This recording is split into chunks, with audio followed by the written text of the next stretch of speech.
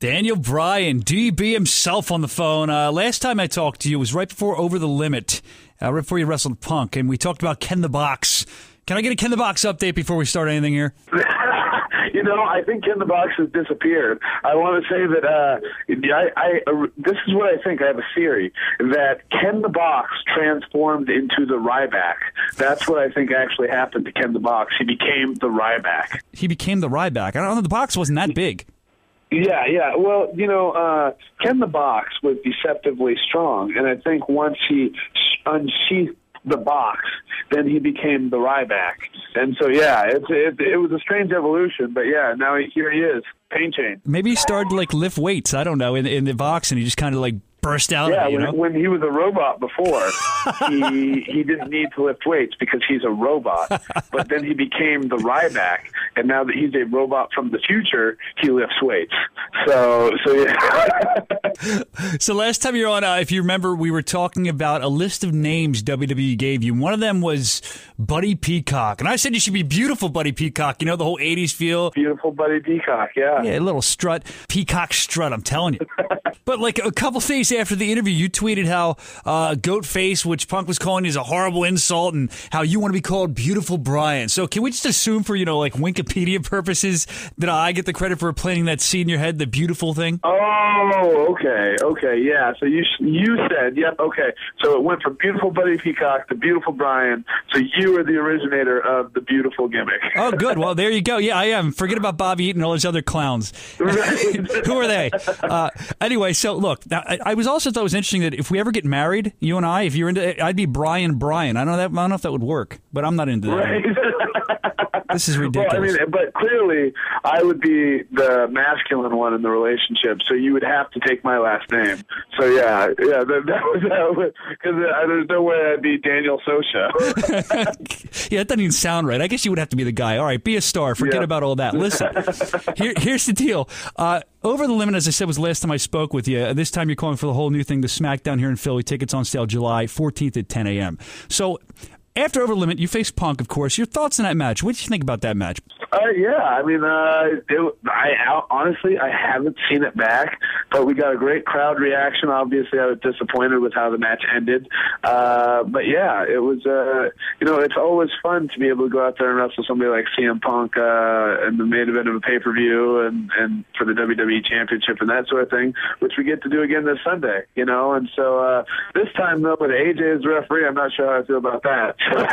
I don't know, dude. I have this theory. AJ's just crazy enough where I think the more you insult her, the more she'll like you. That's what I'm thinking. Well, see, and that's the problem is that I've been sucking up to her the last couple of weeks. So maybe tonight and tomorrow and throughout the next week, I just really need to insult her. I mean, isn't that the way you get chicks though? Is that you have to bring them down a peg or two and then make them feel inferior, and then that's how I got a whole theory on that. I think that works. Make them feel horribly about themselves, so that I guess I'll go with this guy who has this giant beard that's disgusting.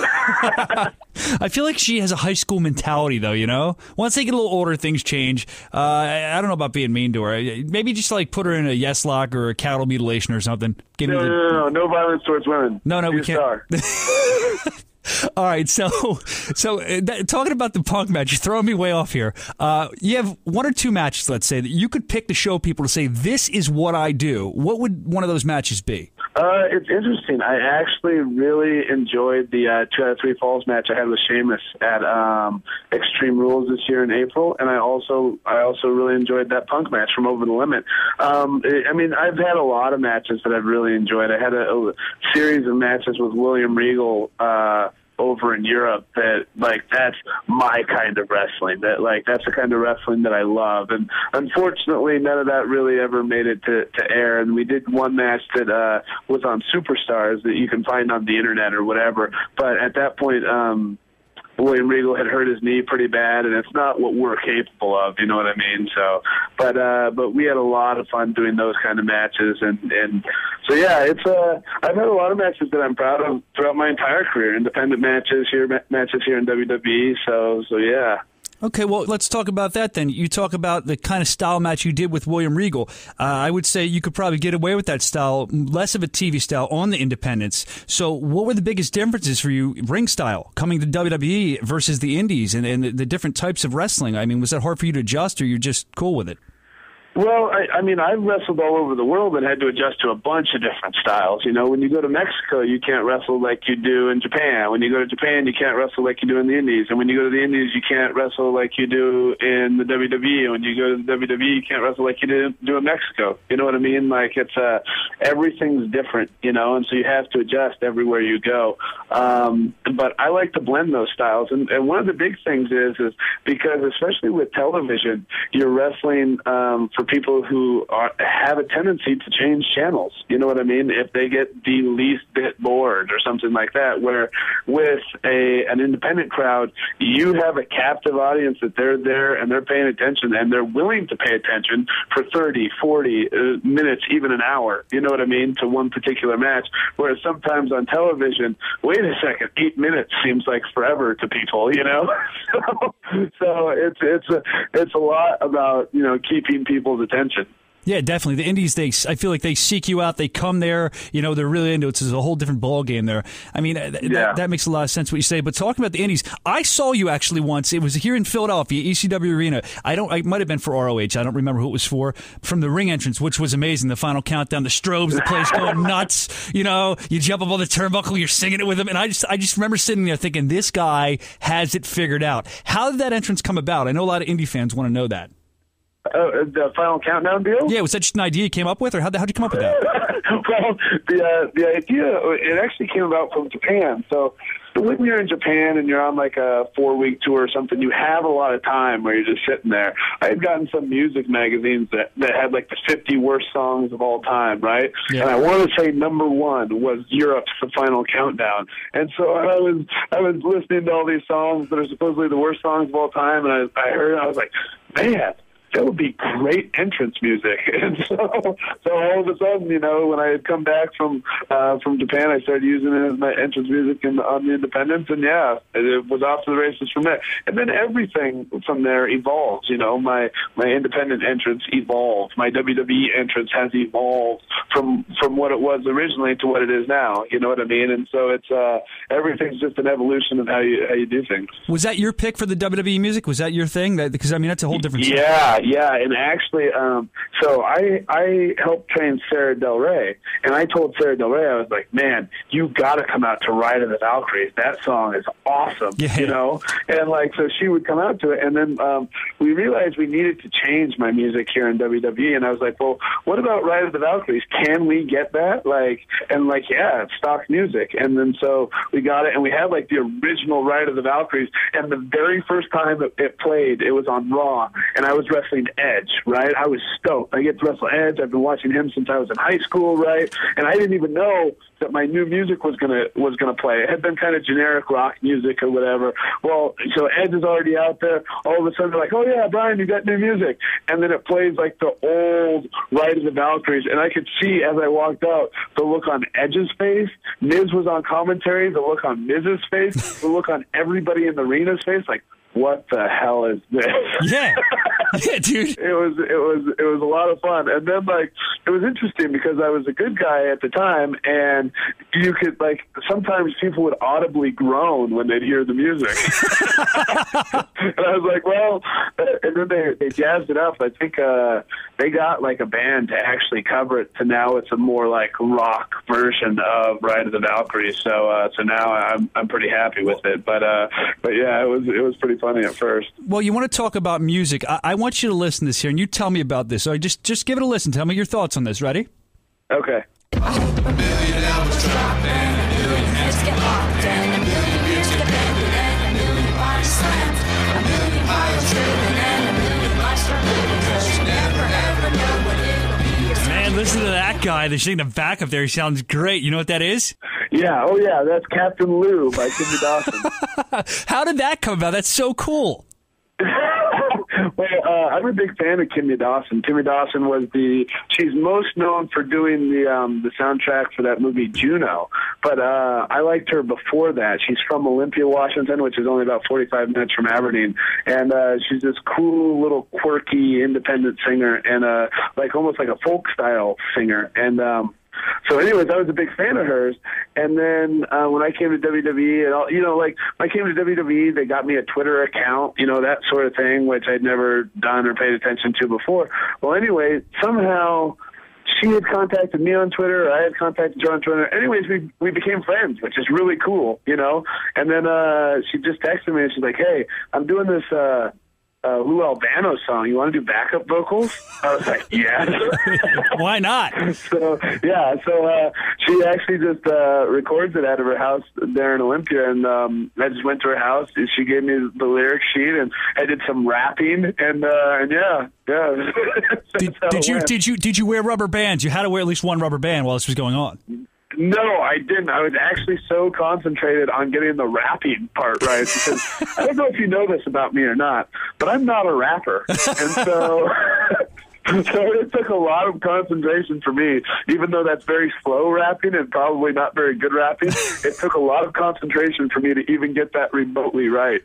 It was good stuff. Hey, and, that you can look that up. You look hard enough on YouTube, just type in, I typed in Captain Lou and Daniel Bryan was the first thing. So if you want to look that up, look it up. So that is not typical of the Kimmy Dawson sound. That entire album is awesome. Kimmy Dawson is a great musician. So, and I encourage people to support independent artists and stuff like that. So Definitely. Yeah, people check it out. Definitely. Drink it up. Take a look at it. Now, I want to talk about, you're not a rapper, but what you do in your downtime, well, from what I've read, I don't know how true this is, grappling. I mean, it would make sense. Your ring style leads to me to believe that. Are you really into grappling? Free time? Yeah, I love grappling, and I love kickboxing too. But the problem is getting hit in the face on your downtime is not necessarily good when you're getting hit in the face for your job as well. So I like to do kickboxing, but now I've really had to tone it down as far as I can't really do any hard sparring or anything like that with my kickboxing because just the risk of concussions and all that kind of stuff. So yeah, I've just really toned down my kickboxing stuff. But yeah, I love to grapple. Any chance we see you do an MMA run after your career with WWE? I would assume not, and here's one of the main reasons is because people who do MMA, right, like if you're a UFC fighter, right, those guys have spent so much of their lives getting to that level, right, where they're devoting themselves to it full time, just like I've done with wrestling, right? I've devoted myself to this full time for 13 years now. You know what I mean? So those guys have done the same thing with MMA. You can't just having done it. For me, it's a hobby. You can't just treat it as a hobby for years and then all of a sudden step out of this. Say I'm done with WWE at 40. Right? Say I retire at 40. Well, at 40 years old, I'm not going to step in doing intense MMA training and try to do a fight. You know what I mean? Yeah, it'd be ridiculous. I can imagine though that when I'm done wrestling, that I would like to do a lot of submission grappling tournaments and stuff like that. Just stuff that's low key and just kind of fun for me. Nice. You know what else is fun? At least for a lot of the fans, they enjoy chanting yes, yes, yes. Now that's almost like replacing what, as somebody said here on Facebook. And I'm wondering, how did the yes chant come about? Is that something you came up with? Was it organic? What was it? Yeah, it was just an organic thing. I mean, I got it from a MMA fighter, Diego Sanchez, who would come to the ring and it would go, yes, yes, but in a really intense kind of way. You know what I mean? And when I was just a bad guy and I was a champion, I was just like, I got to be annoying. What am I going to do? I'm going to throw my fingers in the air and yell yes. You know what I mean? So yeah, that's how it came up, and then it's organically caught on with the fans, and why people liked it, I have no idea. I think it's just something fun to chant. So fun to make money off too with those T-shirts. All right, last one. All right, July 23rd, 1000th episode of Monday Night Raw. That's going to be the kickoff of the whole 3-hour deal that WWE is doing. What's your favorite Raw moment of all time? My favorite memory has got to be when Marty Jannetty beat Shawn Michaels for the Intercontinental title. He had come back, and it was just an incredible match. All right, this is where I lose my mind. Are you serious? Yeah. Dude, Jannetty's one of my favorites of all time. The guy was amazing in the ring. It's just a shame all the drug problems or whatever got him down, but God, he was so good. Matter of fact, I have a picture of him on the wallpaper of my cell phone, which people think is weird, but Anyway, oh, God. I showed the Miz that cell phone picture, actually, and he's like, I beat him. All right, Miz. It's unbelievable. He said it's one of my favorite moments, too. July 14th, 10 a.m., tickets go on sale for SmackDown. Going to be a huge show here in Philadelphia. Orton versus Alberto Del Rio versus Sheamus. Triple threat there. Triple H is going to be in the house. You're going to be there, Daniel Bryan, Sin Cara, Cody Rhodes, the Ryback. And everybody else is going to be there, too. It's going to be huge. Tickets start at just 20 hours. The best value in family entertainment. 1-800-298-4200. You can get tickets there, charged by phone, or Comcast Tix. That's TTIX.com. Everybody come to the show. It's going to be a great time. I love Philadelphia. I've lived there for like 8 months before, and did a lot of independent wrestling. It should be a great show. Definitely. It's going to be an awesome show. And thanks for visiting with us again. DB, Daniel Bryan on the phone. We'll catch you when you're here in Philly. Yep. Thank you very much. All right, bro. See you. Bye. Very much. All right, bro. See you. Bye.